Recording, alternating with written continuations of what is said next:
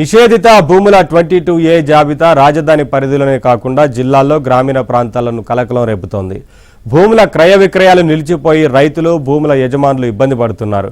22A జాబితాలో చేర్చిన కారణంగా పంట రుణాలు రావడం లేదంటూ ఆందోళన వ్యక్తం చేస్తున్నారు. 22A జాబితా నుంచి తమ భూములను తొలగించాలంటూ అందిన 20,000కు పైగా దరఖాస్తులు పెండింగ్లో ఉన్నాయని రెవెన్యూ వర్గాలు చెబుతున్నాయి. రాష్ట్ర వ్యాప్తంగా సాగు భూములు 1.34 కోట్ల ఎకరాలుంటే 25 లక్షల ఎకరాలకు పైగా నిషేధిత జాబితాలో ఉన్నాయని అంటున్నాయి.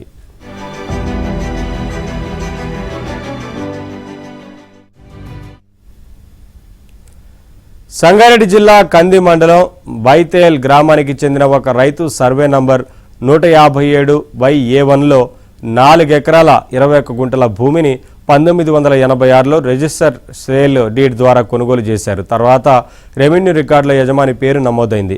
పట్టాదారు పాస్ పుస్తకాలు ఇచ్చారు. అయితే ఇటీవల అత్యవసరంగా ఆ భూమిని విక్రయించేందుకు ప్రయత్నించగా 22A జాబితాలో ఉందంటూ రిజిస్ట్రేషన్ అధికారులు తిరస్కరించారు.